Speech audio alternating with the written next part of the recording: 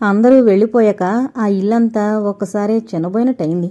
ఆ పార్టీకి కోటేశ్వరరావు గారు, అతని భార్య మాణిక్యమ్మ ఇద్దరూ వచ్చారు. ఆఖరి వరకు వాళ్ళున్నారు. వాళ్ళంటే అన్నా చెల్లెళ్ళు ఇద్దరికీ గౌరవభావం ఉంది.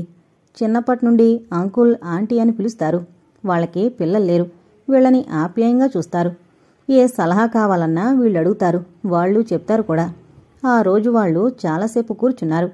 అందరూ వెళ్ళిపోయాక కోటేశ్వరరావు గారన్నారు, ప్రతి సంవత్సరం పుట్టినరోజు ఘనంగా చేస్తున్నాం.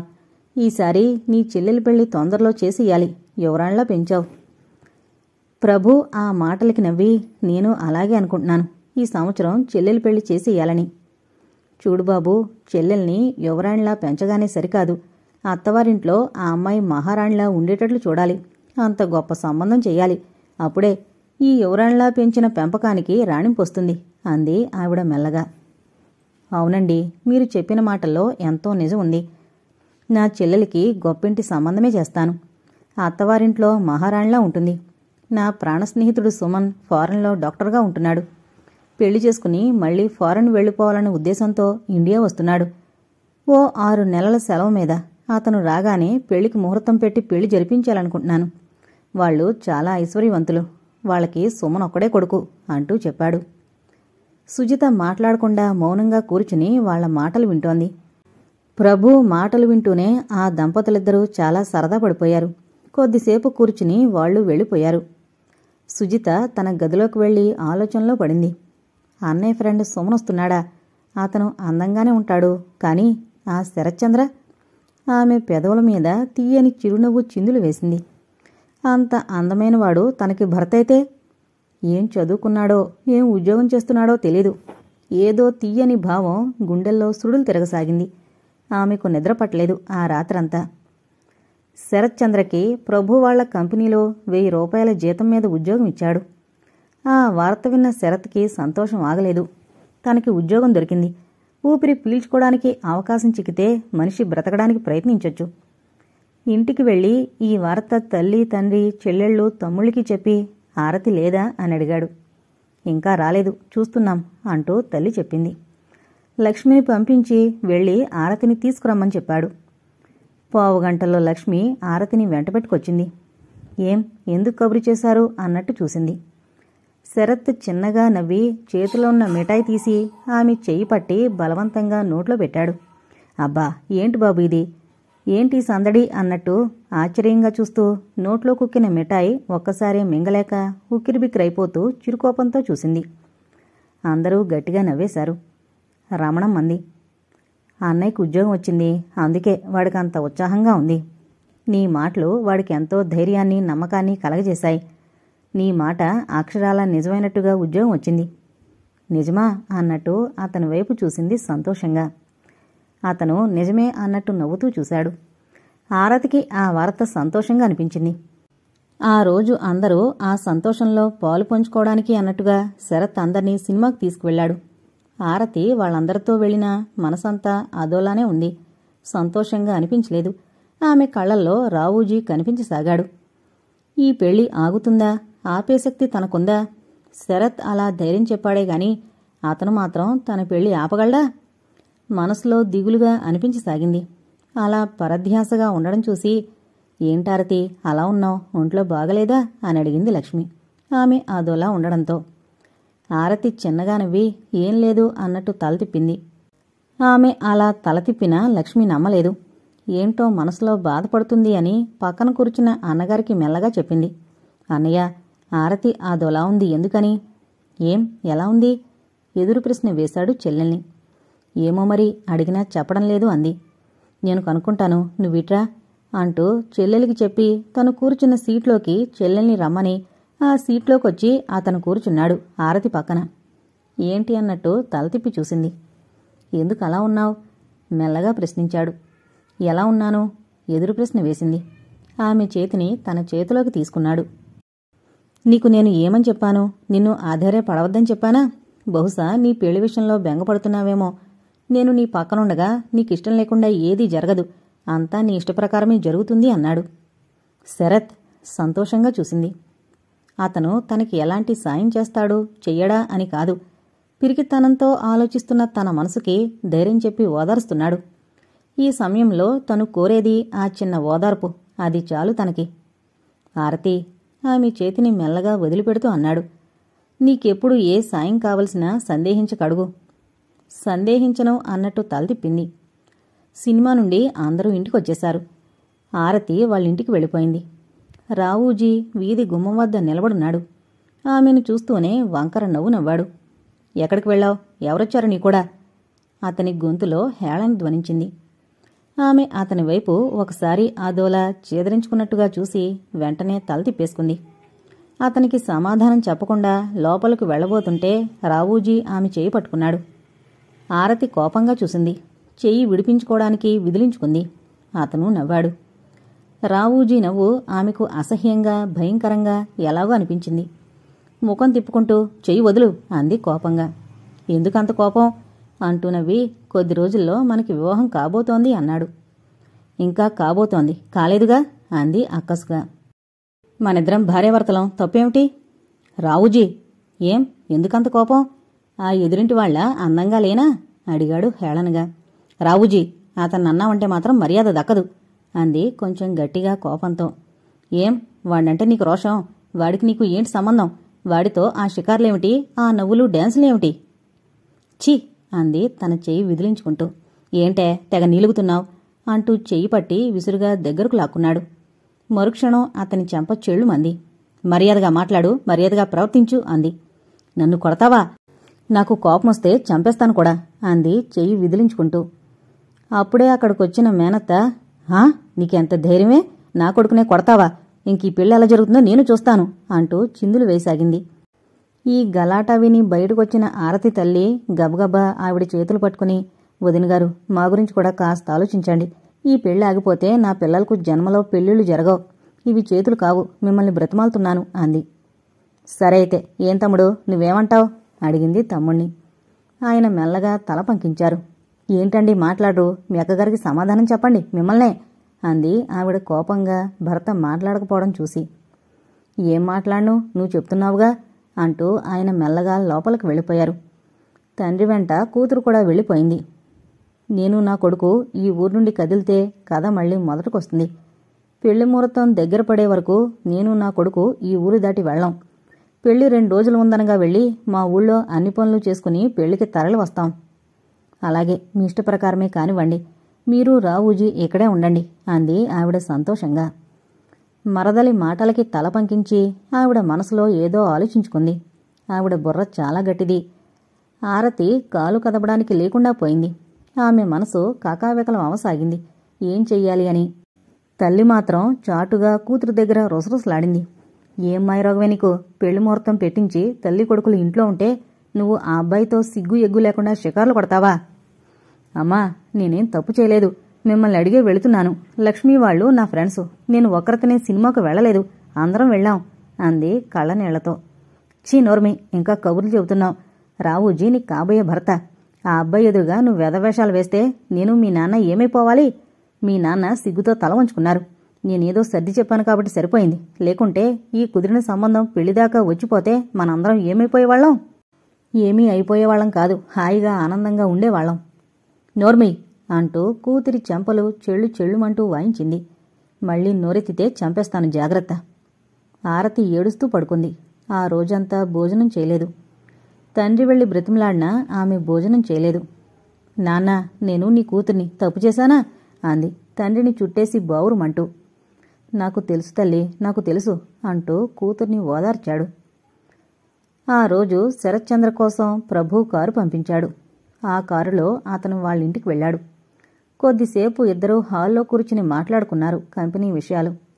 మేడ మీద నుండి సుజిత అతనికి కనిపించకుండా, అన్నగారు చూడకుండా శరత్ని పరీక్షగా చూడసాగింది. నిజంగా ఎంత అందంగా ఉన్నాడు, ఎంత చక్కనివాడు. అతను తన భర్త అయితే? ఆ ఊహరాగానే ఆమె ఉలిక్కిపడింది. ఏంటి తను ఆలోచిస్తోంది? తన అంతస్తెక్కడా, అతనెక్కడా? భూమికి ఆకాశానికి ఉన్నంత వ్యత్యాసం ఉంది. అతనికి తనకి పెళ్ళా? ఈ మాట చెప్తే అన్నయ్య అంగీకరిస్తాడా? ఈ పెళ్లి జరిపిస్తాడా? ఆ పని మాత్రం చేయడు. అందుకే ఆశలు పెంచుకోవడం అనవసరమేమో. అలా ఆలోచిస్తూ కూర్చుంది. కొద్దిసేపటికి శరత్చంద్ర ప్రభు కలిసి కారులో వెళ్ళిపోయారు. అలాగే చూడసాగింది. అతని వెంటే ఆమె మనసు కూడా వెళ్ళిపోయిందేమో అనిపించింది. ఆ రాత్రి కళ్ళు మూసినా తెరిచినా అతని రూపమే కళ్ల ముందు కదలసాగింది. ఎంత విచిత్రం! ఎంత అందమైన వ్యక్తి కనిపించినా లెక్క చేయని మనసు ఈరోజు చిత్రాతి చిత్రంగా కలవరిస్తోంది. చివరికి ఆస్తులు అంతస్తులు లెక్క చేయకుండా ఆ రాత్రంతా ఆలోచిస్తూ మధురాతి మధురమైన కలల్లో గడిపింది. అతని రూపం ఆమె హృదయంపై నిలిచిపోయింది. అతనితో పరిచయం పెంచుకోవడం ఎలా? అతనితో తన మనసులోని విషయం చెప్పడం ఎలా? ఆ అన్నగారి ద్వారా చెప్పించొచ్చు గాని అన్నయ్య ఇష్టపడద్దు. అతని మనసేమిటో తెలుసుకోకుండా అలా చేయకూడదు. మనసులో ఒక నిర్ణయానికొచ్చింది. అప్పుడు ఆమె మనసంతా సంతోషంతో నిండిపోయింది. ప్రభు 2 రోజుల తర్వాత ఒక ఫ్రెండ్ వస్తే పనిమీద ఫ్రెండ్తో కలిసి కాశ్మీర్ వెళ్లడానికి ప్రయాణమయ్యాడు. చెల్లెల్ని పిలిచి, నువ్వు నాతో కాశ్మీర్ వస్తావా అని అడిగాడు. ఆమె మనసు ఒక్కసారి ఎగిరి గంతేసింది. కాశ్మీర్ అంటే తనకి చాలా ఇష్టం. ఎన్నిసార్లు వెళ్ళొచ్చినా మళ్లీ మళ్లీ వెళ్లాలని, ఆ బోట్ హౌస్లో ఉండాలని మనసు పదే పదే కోరుకుంటుంది. అంత సుందరమైన ఊరు కాశ్మీర్. వస్తానన్నయ్యా. ఉత్సాహంగా తల ఊపుతూ మాటలు నాలిక చివరి వరకు వచ్చి చటుక్కున ఆగిపోయాయి. ఆమె మనసులో శరత్చంద్ర మెదిలాడు. అన్నయ్యతో కాశ్మీర్ వెళితే తను అనుకున్నట్టుగా అవదు. వెళ్లకుండా ఒక్కతే ఉంటే ఇది చాలా మంచి అవకాశం. తన తెలివితేటలకి తనే సంతోషించింది. ఈసారి రాలేనన్నయ్యా అంది ముఖం అదోలా పెడుతూ. చెల్లెలి వైపు ఆశ్చర్యంగా చూశాడు. కాశ్మీర్ పేరు చెప్తే ఎగిరి గంతులు వేసే సుజిత రాను అంటుందేమిటి చెప్పమా? తన చిన్నారి చెల్లెలికి కోపంగాని వచ్చిందా అనుకుంటూ కంగారుగా అదే ప్రశ్న వేశాడు. ఆమె నవ్వేస్తూ, లేదన్నయ్యా, నాకు కోపమేం లేదు. మా ఫ్రెండ్స్ ఇద్దరు హైదరాబాద్ నుండి వస్తున్నారు. వాళ్ళు వస్తున్నారని తెలిసి కూడా నేను కాశ్మీర్ వెళ్ళిపోవడం ఏం బాగుంటుంది, అందుకే అంటూ నవ్వింది. అదా అన్నట్టుగా సనాతన ప్రభు కూడా నవ్వేశాడు. ఆ మర్నాడు ప్రభు ఫ్రెండ్తో కాశ్మీర్కి వెళ్ళాడు. అన్నగారు వెళ్ళాక ఫ్రెండ్ నీరజకి ఫోన్ చేసి రప్పించి సలహా అడిగింది. అతను ఆ రోజు పార్టీకొచ్చిన ఆనవాలు చెప్తూ, శరత్చంద్రపై నీ అభిప్రాయం ఏమిటి అంటూ. అతను చాలా అందమైనవాడు, మంచివాడు. అలాంటి భర్త దొరకడం చాలా అదృష్టం. నువ్వు నాకు ఫోన్ చేయడం ఎంతో ఎంతో ఆనందంగా ఉంది అంటూ నీరజ తన సంతోషాన్ని తెలియజేసింది. సుజిత చిరునవ్వు నవ్వి, ఇంత మంచి వార్త నీకు చెప్పాలనే ఫోన్ చేశాను. చాలా థ్యాంక్స్ అంది. అతనికి పెళ్లి కాలేదు. ఆ శరత్చంద్రకి మా కంపెనీలో ఉద్యోగం ఇచ్చాడు మా అన్నయ్య. అతనికి ఉద్యోగం అయింది అవగానే మనసులో ఓ రాజకుమార్తె నిలుస్తుంది కదా, ఏమంటావ్ అడిగింది సుజిత. అబ్బా, నాకు చెప్పకు, సిగ్గేస్తోంది. సుజిత స్నేహితురాలి వైపు అదోలా వింతగా చూసింది. అంత అదృష్టం నన్ను కోరి వరిస్తుంది అనుకోలేదు. ఇంతకు ఆయన అంతమందిలో నన్నెలా ఎప్పుడు చూశారు? అంతగా నన్ను ఆయన మనసులో ఎలా నిలుపుకున్నారు? అబ్బా, నాకు తలుచుకుంటేనే సిగ్గేస్తోంది. తొందరగా ఆ పెళ్ళేదో నువ్వు మా మధ్య నిలబడి జరిపించే, నీకు పుణ్యం ఉంటుంది. సుజితకు అర్థమైపోయింది. ఛే నోర్మే, నిన్నెందుకు పిలిపించాననుకుంటున్నావు? ఇంత అందంగా యువరాణ్లా ఉన్న నన్నే ఆయన మనసులో నిలుపుకోలేదే. నువ్వు నీ అందం ఏనుగుదొనలా ఉన్న నిన్ను ఆయన ప్రేమించి మనసులో నిలుపుకున్నారనుకున్నావా అంది కొంచెం కోపంగా. ఆ అంది నీరజ నోరు ఆవలించి చూస్తూ. నువ్వేదో నాకు సలహా ఇస్తావు అని పిలిపిస్తే నా మనసు నా ఇష్టాన్ని మింగేద్దామని చూస్తున్నావు. అబ్బా, మరి నన్నెవరు పెళ్లి చేసుకుంటారు? విసుగ్గా అడిగింది. ఎవరు చేసుకుంటారనుకుంటున్నావు? నిన్ను ఆ శరత్చంద్ర చేసుకుంటాడన్నా నీ ఉద్దేశం? మీ కంపెనీలో ఉద్యోగం ఇచ్చి మా పెళ్లికి ఒప్పించేశామనుకున్నాను అంది నీరజ తేలిగ్గా. నీకోసమే. ఎన్ని పాట్లు పడుతున్నావు, పెళ్లి కావడం లేదు అని ఏడ్చే కంటే కొంచెం తిండి తగ్గించకూడదు? ఎలాగే, నాకు ఆకలి ఎక్కువ. మరి అన్నం పెట్టడం కొంచెం ఆలస్యమైతే మా అమ్మ నాన్నను కూడా మింగేలనుకునేంత ఆకలి. దయచేసి ఎందుకైనా మంచిది మీ అమ్మ నాన్నగారికి దూరంగా ఉండు, అసలు విషయానికి వద్దాం అంది. సరే చెప్పు, నా చెలికాడిని నీకిచ్చేమంటావు బాధగా చూసింది. నోర్మి, నేను చెప్పింది సరిగ్గా విను. ఇది సంగతి. మా అన్నయ్య ఊళ్ళో లేడు, అతనితో పరిచయం కావాలి. ఎలా? ఏదో ఒక ఉపాయం విసురు అంది సుజిత. నీరజ ఆలోచించి ఉపాయం చెప్పింది. సుజిత పొంగిపోయింది. సరే అంటూ ఉత్సాహంగా చూసింది. నీకు సాయం చేస్తే నాకేమిస్తావు అంది. నువ్వు ఏం కోరితే అది అంది స్నేహితురాల్ని గట్టిగా పట్టేసుకుంటూ. సుజితకు చెప్పలేనంత ఉత్సాహంగా ఉంది. నీరజ వెళ్ళిపోయింది. ఆ రోజు శరత్చంద్ర కోసం కారు రావడంతో బస్సు మీద వెళ్లడం మానుకుని కారులో ప్రభు ఇంటికి వెళ్ళాడు. నౌకరు ఎదురొచ్చి రండి కూర్చోండి అంటూ చెప్పాడు వినయంగా. శరత్చంద్ర సోఫాలో కూర్చుని పేపర్ చూడసాగాడు. గుడ్ మార్నింగ్ అన్న కోమల కంఠస్వరం వింటూనే త్రుళ్ళిపడి ఎవరా అని తల తిప్పి చూశాడు. అతని కళ్ళు ఒక్కసారిగా జిగేలమన్నాయి.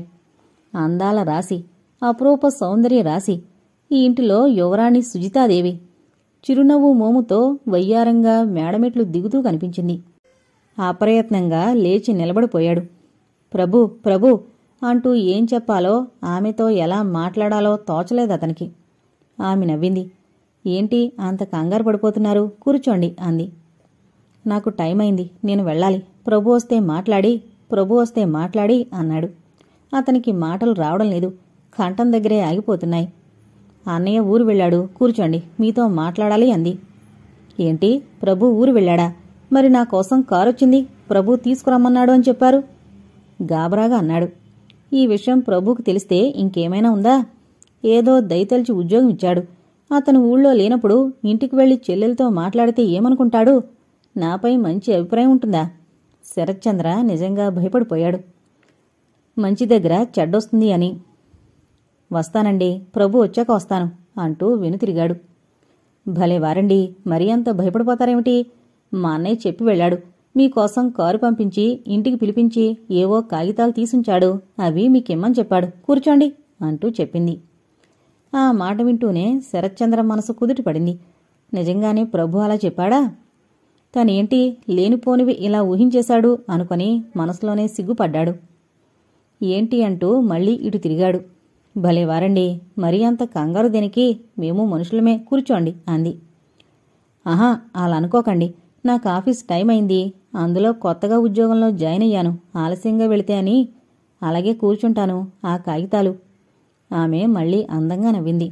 తెచ్చిస్తాను, కాఫీ తీసుకుంటారా? ఏం తీసుకుంటారు? ఏం వద్దండి. ఇంకా మీకు భయం పోలేదా అడిగింది కళ్ళు చక్రాల్లా తిప్పుతూ. అబే భయం లేదండి. మరి అంతగా కావలిస్తే కంపెనీకి నేను ఫోన్ చేసి చెప్తాను. ఆహా వద్దండి, పర్వాలేదు. సుజిత నవ్వుతూ నౌకర్ని పిలిచి 2 కప్పులు హార్లిక్స్ తెమ్మంది. అతన్ని మీ ఇల్లు ఎక్కడా అంటూ మామూలుగా ప్రశ్నించింది. శరత్ సుజితతో ఎంతో వినయంగా పెద్దవాళ్లతో మాట్లాడినట్టే మాట్లాడసాగాడు. కొద్దిసేపట్లో నౌకరు కప్పులతో హార్లిక్స్ పట్టుకొచ్చాడు. సుజిత ట్రేలో నుండి కప్పు తీసి స్వయంగా ఆమె అతనికి కప్పు అందించింది. అతను మౌనంగా తాగసాగాడు. మీరెక్కువగా మాట్లాడరా, చాలా తక్కువ మాట్లాడుతున్నారు. ఆ మాటకి ఒక్కసారిగా తలెత్తి చూసి చిన్నగా నవ్వాడు. నాకు మొదట్నుండి అలవాటండి మెల్లగా అన్నాడు. ఆ నవ్వు ఆమె గుండెల్లోకి పూలబాణంలా దూసుకుపోయి హృదయానికి మెత్తగా తాకింది. ఎంత అందమైన మనిషి, ఎంత చక్కని నవ్వు. కళ్ళార్పకుండా చూసింది. అతను గమనించలేదు. ఖాళీ కప్పు టేబుల్ మీద పెట్టేసి, ఆ కాగితాలిస్తారా, మరి నేను వెళతాను అంటూ లేచాడు. కాగితాల గురించి తప్ప మరింకేం మాట్లాడరా? ఏం మాట్లాడాలి మెల్లగా అడిగాడు. ఇదేమిట్రా బాబు, ఈరోజు ఎలా అయింది? ఈ సుజితాదేవిని తప్పించుకోవడం ఎలా మనసులోనే అనుకుంటూ మొహమాట పడిపోయాడు. అతనికి చెల్లెళ్ళు ఆరతితో తప్ప ఎవరితో మాట్లాడే అలవాట్లేదు. ఉండండి అంటూ లోపలికి వెళ్లి ఓ కవరు తెచ్చిచ్చింది. అతను చప్పున అందుకుని జేబులో పెట్టేసుకుని వస్తానండి అంటూ చెప్పి వెళ్ళిపోయాడు. అతను వెళ్లిన వైపే చూస్తూ అలా నిలబడిపోయింది. ఆ మర్నాడు ప్రభు వచ్చాడు. అతను స్నానం చేసి బట్టలు మార్చుకుని భోజనం చేశాక ఆ రాత్రి అన్నగారి దగ్గర కూర్చుని గారంగా చెప్పింది. అన్నయ్య. ఏంటమ్మా? మరేమో. ఏంటో చెప్పు, ఎందుకంత భయం? నీకు భయానికి అర్థం కూడా తెలుసా అంటూ నవ్వాడు. అది కాదన్నయ్య, నీకు తెలియకుండా ఓ పొరపాటు పనిచేశాను అంది మెల్లగా. పొరపాటు పనా? ఏంటది? ఆశ్చర్యంగా చూశాడు. మరేమో, నా ఫ్రెండు చంద్రలేదు. అయితే వినసాగాడు ఏం చెబుతుందా అని. నువ్వు ఊరికెళ్ళాక మా ఫ్రెండ్స్ వస్తున్నారని డ్రైవర్కి చెప్పి నా ఫ్రెండ్ చంద్ర ఇంటికి వెళ్ళి కారులో మన ఇంటికి తీసుకురా అని చెప్తే ఆ డ్రైవర్ వెధవ శరత్చంద్ర ఇంటికి వెళ్ళి అతన్ని వెంటబెట్టుకొచ్చాడు. నాకు భలే కోపం వచ్చిందన్నయ్య. ప్రభు ఎందుకో చటుక్కున్న చెల్లెల వైపు చూశాడు. నాకు ఏడుపు కూడా వచ్చింది. నువ్వు లేనప్పుడు అతనింటికి కారు పంపించి మన ఇంటికి రమ్మని చెప్తే ఆ శరత్చంద్ర ఏమనుకుంటాడు అంటూ ఆగి, అతను పాపం నువ్వు కారు పంపించావు అనుకుని మనింటికొచ్చాడు. ఏం చేస్తాను? అతను ఏమనుకుంటాడు? నీకోసం కారు పంపలేదు అంటే బాగుంటుందా? బాగుండదు. ఏమన్నయ్యా? తల ఊపాడు మౌనంగా. అందుకే చిన్న అబద్ధం ఆడేశాను, ఆ కంగారులో, ఆ గాబరాలో. ఏమని? కుతూహలంగా ప్రభు కనుబొమ్మలు తమాషాగా పైకి లేచాయి. అవును, నేనే కారు మీకోసం పంపించాను, కూర్చోండి అంటూ మర్యాద చేశాను. అంటూ పరీక్షగా చెల్లెలి ముఖం చూడసాగాడు.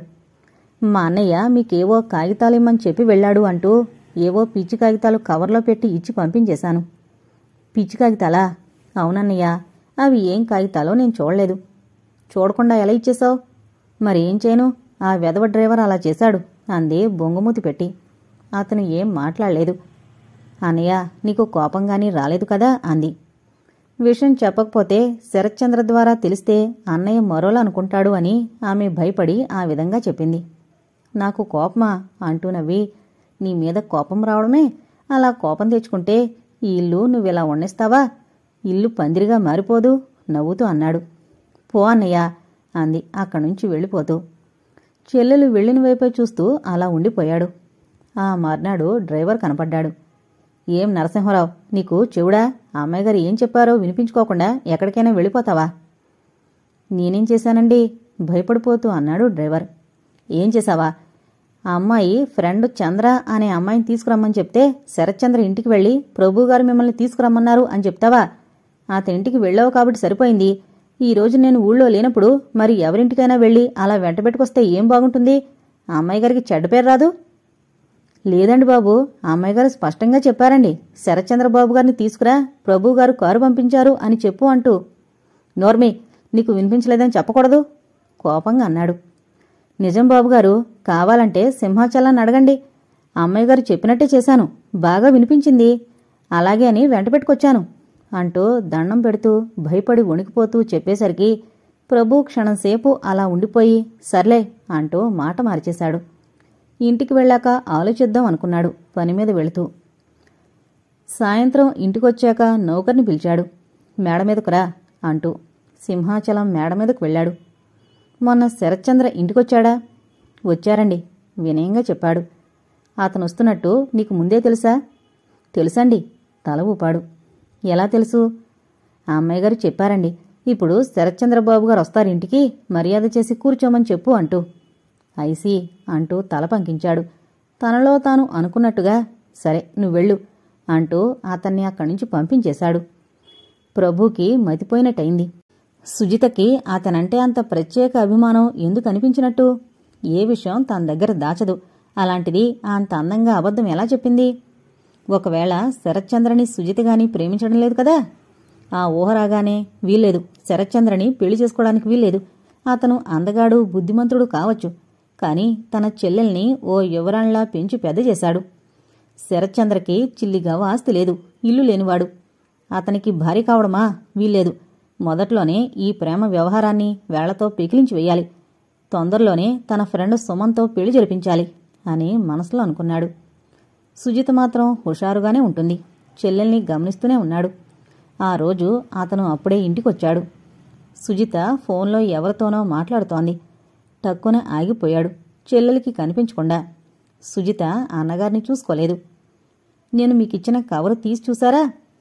ఏంటా కాగితాలు? ప్రశ్నిస్తోంది. ఆమె నవ్వుతోంది. క్షమించాలి, పొరపాటున ఆ కాగితాలు ఇచ్చేశాను. మా అన్నయ్య ఇమ్మని చెప్పిన కాగితాలు చూసుకోలేదు. మీరు ఏమైనా అనుకున్నారా? నాకు తెలుసు మీరు ఏమనుకోరని. పోనీ ఆ కాగితాలు చూసైనా మీరు మా ఇంటికి రావచ్చు కదా? ఆమె గట్టిగా నవ్వింది. మీకు భయం అవునా? నాకు తెలుసులేండి అంటూ మరో 2 నిమిషాలు మాట్లాడి రిసీవర్ పెట్టేస్తూ వెనుతిరిగింది. ప్రభు అప్పుడే వస్తున్నవాళ్ల అడుగు ముందుకు వేశాడు. ఫోన్లో ఎవరితో మాట్లాడుతున్నావు? ఫోన్లోనా? నా ఫ్రెండు. చంద్రతోనా? నవ్వుతూ అడిగాడు. చంద్రతో. కాదు, నీరజతో అంది కంగారు గాబరాతో. అతను తల ఊపి మరింకేం ప్రశ్నించకుండా తిన్నగా అతని గదిలోకి వెళ్ళిపోయాడు. మర్నాడు శరత్చంద్ర ఆఫీసుకు వెళ్ళాడు. అతన్ని చూస్తూనే ప్రభు అన్నాడు సంతోషంగా. ఏంటి, మా చెల్లెలు ఏవో పొరపాటుగా కాగితాలిచ్చేసిందట. నిన్ను అడిగిందాకా నా ప్రాణాలు తోడేస్తోంది. కాని ఆ రోజేమన్న కాగితాలు ఇవి అంటూ అతను మరో కవరిచ్చాడు. ఆఫీసు తాలూకా కాగితాలు. శరత్చంద్ర తీసుకుని, నాకు నిన్న ఫోన్ చేశారు. ఎవరు? సూటిగా ప్రశ్నించాడు. సుజితాదేవి గారు. ఏం చెప్పింది? అతని ముఖంలోకి పరీక్షగా చూస్తూ ప్రశ్నించాడు. పొరపాటున ఏవో కాగితాలు ఇచ్చేశానంటూ నీకు తెచ్చి ఇచ్చేద్దామనుకుంటున్నాను, ఇవిగో అంటూ ఓ కవర్ అందించాడు. అది తీసుకుని చూడకుండా జేబులో పెట్టుకున్నాడు. సరే, నేనొస్తాను అంటూ చెప్పి వెళ్ళి తన రూంలో కూర్చుని కవర్ తీసి చూశాడు. అందులో ఇలా ఉంది. నువ్వు నా ప్రాణం, నీ హృదయంలో రవ్వంత చోటు కావాలి అని ప్రార్థిస్తున్నాను. ఇలా అడుగుతున్నాను అని సాహసించానని అనుకోవు కదా? చంద్ర, నువ్వు నా స్నేహితురాలు కదూ? స్నేహంలో పడిపోయి పిచ్చిదాన్నైపోతున్నాను చంద్ర. నీ సుజిత. ఆ కాగితం చదువుకుని నిశ్శబ్దంగా చించి డస్ట్బిన్లో పారేశాడు. అతని మనసు మొద్దుబారిపోయింది. సుజితని ఇన్ని రోజులు చిన్నపిల్ల, పసిపిల్ల, అమాయకురాలు అనుకున్నాడు. కాని తను ఊహించినంత అమాయకురాలు కాదు. చాలా తెలివైంది. చాలా తెలివిగా ఆ ఉత్తరం రాసి అతనికి తెలియజేసింది ఆమె మనసు. అయితే శరత్చంద్ర అంత లోతుగా ఆలోచించలేదు. నిజంగా ఏదో కాగితం పొరపాటున ఇచ్చేసింది అనుకున్నాడు. అనుకొని చాలా జాగ్రత్తగా చూడాలి అని ఆలోచిస్తూ శరత్చంద్ర పెళ్లి తొందరలో జరిపించేయడం మంచిది అని నిశ్చయించుకున్నాడు. శరత్చంద్రకి మాటల్లో చెప్పాడు ఒకసారి. తన ఫ్రెండ్కి చెల్లెలుందని, పేరు హైమావతి అని, ₹1,00,000 కట్నం ఇస్తానని పట్టుబడుతున్నాడు. రోజూ నా ప్రాణం తింటున్నాడు. వాడి పట్టుదల చూస్తుంటే నన్ను నిజంగా బలవంతంగా లాక్కు వెళ్లి వాళ్ల చెల్లెలతో నా పెళ్లి జరిపించేస్తాడని బెంగగా ఉంది అని నవ్వుతూ చెప్పాడు.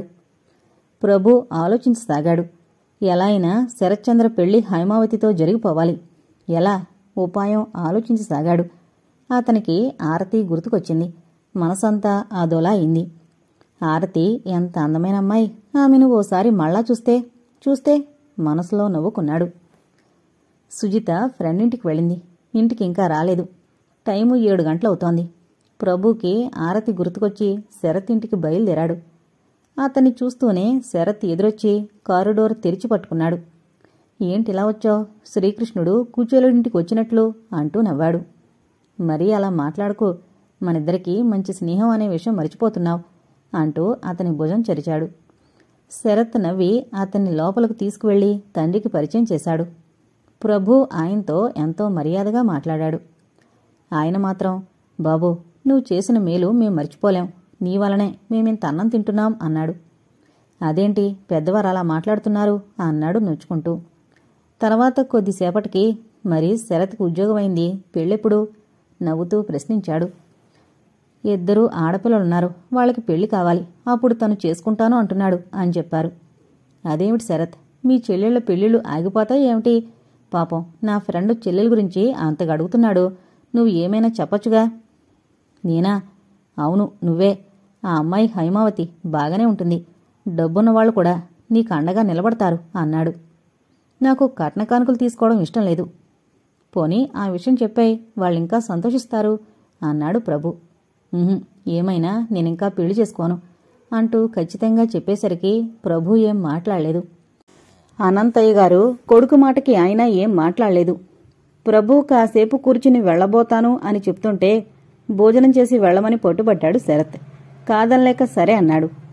టేబుల్ పైన వడ్డించబోతుంటే శరత్ని వద్దని చెప్పి, మీ అందరిలాగే నేను పీట మీద కూర్చుని భోజనం చేస్తాను అని అన్నాడు. తల్లి రమణమ్మ వడ్డించింది. అతని మంచితనానికి, మర్యాదకి ఆవిడ ఎంతో సంతోషించింది. అంత ఐశ్వర్యవంతుడు ఎలా తమతో కలిసిపోయాడో అని. భోజనమై వెళ్లే ముందు అడిగాడు, ఆ అమ్మాయి అంటూ. ఏ అమ్మాయి? ఎదురు ప్రశ్న వేశాడు. అదే ఆరతి అనే అమ్మాయిని పరిచయం చేశావు, ఎక్కడా కనిపించలేదామే అన్నాడు. శరత్చంద్ర ముఖం అదోలా అయిపోయింది. ఆమె ఇల్లు దాటి బయటకెక్కడకు వెళ్లడం లేదు. అదేంటి? ఆశ్చర్యంగా అడిగాడు ప్రభు. ఆ ప్రశ్నకు శరత్ పేలవంగా నవ్వాడు. ఆరతికి పెళ్లి కుదిరింది. పెళ్లికి ముహూర్తం కూడా పెట్టేశారు. వాళ్ళింట్లో వాళ్ళు ఆమెను బయటకు పంపించడం లేదు అని చెప్పాడు. ఆరతి తమ్ముడి ద్వారా విషయమంతా తెలుసుకుని బాధపడ్డాడు. అందుకే ఆరతిని ఇంటికి రమ్మని కబురు చేయడం మానేశారు కూడా. ఆమె ఆ ఇంటికి రాకపోవడంతో ఇల్లంతా చిన్నబోయినట్టయింది. అందరికీ బాధ అనిపించింది. అంత మంచి అమ్మాయిపై అలా నిందవేశారా? అయినా ఆరతి వాళ్ల మేనత్త కొడుకుతో పెళ్ళేమిటి? అతను ఓ రౌడీలా ఉంటాడు, మంచివాళ్లా కనిపించడు. ఏం చేస్తాం, ఎవరిష్టం వాళ్లది అనుకున్నారు అనంతయ్య గారి దంపతులు మనసులో. శరత్చంద్ర ఆమెకి పెళ్లి అని చెప్పగానే ప్రభు ముఖం ఆదోలాయిపోయింది. ఆరతికి పెళ్ళా? తన మనసులో నిలుపుకున్నాడు. ఆమె రూపాన్ని తన హృదయ ఫలకంపై చిత్రించుకున్నాడు. అందాల రాణి, తన పట్టపు రాణి. ఆమెకు పెళ్ళా? అంతకుముందే తను అడుగుంటే ఆరతి తనకు అర్ధాంగి అయి ఉండేది. ఆలస్యం అమృతం విషం అన్నారు పెద్దలు. అంతా అయిపోయింది. ఆ అవకాశం తనకి లేదు. చేజేతులా వదులుకున్నాడు. ఇప్పుడు బాధపడ్డం అనవసరం. మనిషి ఏదో అనుకుంటాడు, ఏదో ఆశిస్తాడు, ఏవో కోరికలుంటాయి. మనిషి జన్మ ఎత్తినప్పుడే కోరికలతో పుడతాడేమో. కోరికలు అన్నీ తీరితే అతను చాలా గొప్పవాడయ్యి ఈ ప్రపంచాన్నే జయించేస్తాడు. అందుకేనేమో భగవంతుడు కొన్ని కోరికలకి అడ్డుపడుతూ ఉంటాడు. ఆరతి అంత అందాల రాసి తనకు భార్యయ్యే అదృష్టం తనకి కలగొద్దు. మనసు రాయి చేసుకోవడానికి ప్రయత్నించాడు. ఆమెతో ఎక్కువ పరిచయం లేకపోయినా ఒకే ఒక చూపులో తనని కట్టిపడేసింది. అదే చిత్రం. అతను మౌనంగా ఉండిపోవడంతో శరత్ అలా చూశాడు. మనసులో క్షణంసేపు ఆలోచించాడు. ఆరతికి పెళ్లి అని చెప్తే ప్రభు ఆ దోలాయిపోయాడెందుకు? శరత్కి మనసులో నవ్వొచ్చింది. ఆరతి అందాల రాశి. ఆమెకు పెళ్లి కాబోతుంది అంటే ఏ పురుష హృదయం ఒప్పుతుంది? మరి తను? అంత బాధలోనూ నవ్వొచ్చింది. ఆరతి ఎవరో ఏమిటో తనకి తెలుసు, తన మనసుకి తెలుసు. ఆరతిని అభిమానిస్తున్నాడు. ఆమె కూడా అంతే. చిత్రమైన అల్లిక, ఇరువురి మనసులు. ఆ అల్లిక మాలికల గురించి భగవంతుడికి తెలుసు. తల్లిదండ్రులకి, చెల్లెళ్లకు, తమ్ముళ్ళకి తెలుసు.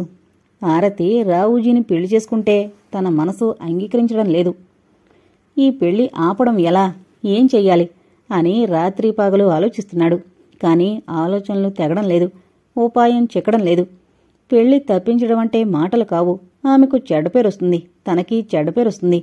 తనకి పెళ్లి కావలసిన చెల్లెళ్ళున్నారు. వాళ్లకి పెళ్లి సంబంధాలొస్తాయా? అందుకే సందేహిస్తున్నారు. తల్లి తండ్రి కూడా అందుకు ఒప్పుకోరు.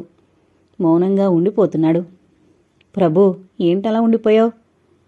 ఆహా, ఏం లేదు అంటూ నవ్వేశాడు. శరత్తు అర్థమైనట్లుగా నవ్వాడు. ప్రభు కాసేపుండి వెళ్ళిపోయాడు. అనంతయ్య గారి ఇంటి పద్ధతులు వేరు. అందరూ కింద కూర్చుని భోజనం చేస్తారు. అనంతయ్య గారు, ఆయన భార్య రోజు ఉదయం లేచి స్నానం చేసి పూజ చేసుకున్న తర్వాత కాఫీ తాగుతారు. సాయంత్రం దీపాల వేళ ఆయన నడవాలో కూర్చుని శివధ్యానంలో పడిపోతారు, ఓం నమశివాయ అంటూ. ఆయన మఠం వేసుకుని అలా శివనామం జపిస్తున్నప్పుడు ఎవరూ అటుగా వెళ్లరు. జోళ్లు చప్పుడుగాని ఏ చప్పుడుగాని చెయ్యనివ్వరు. ఆ ఇంట్లో శివుణ్ణి అంత నిష్టగా పూజిస్తారందరూ. తల్లి హారతి తెచ్చిస్తే కళ్ళకద్దుకుని అప్పుడు మిగతా పని చేసుకుంటాడు శరత్చంద్ర. ఏదైనా సినిమాకు వెళితే చెల్లెళ్ళు, తమ్ముళ్ళు అందరితో కలిసి వెళతాడు. లేదా సినిమాకు వెళ్లడు. చెల్లెల్ని, తమ్ముళ్ని కూర్చోబెట్టి కబుర్లు చెప్పడం అతనికిష్టం. పెళ్లిళ్లయ్యాక ఎవరి సంసారాలు వాళ్లవైతే ఈ సరదాలుండవు అని అనంతయ్య గారి దంపతులు పిల్లల్ని అందర్నీ ఒక చోటుంచి అలవాటు చేశారలా. పిల్లలందరికీ తల్లిదండ్రులంటే భక్తి, గౌరవం. వాళ్ల మాట జవదాటరు, అంతే. రోజులు సరదాగా సుఖంగా గడిచిపోతున్నాయి. శరత్కి ఉద్యోగం అయిన దగ్గర్నుండి. శరత్చంద్ర ఉదయం ఆఫీస్కి రోజులా వెళ్ళిపోయాడు.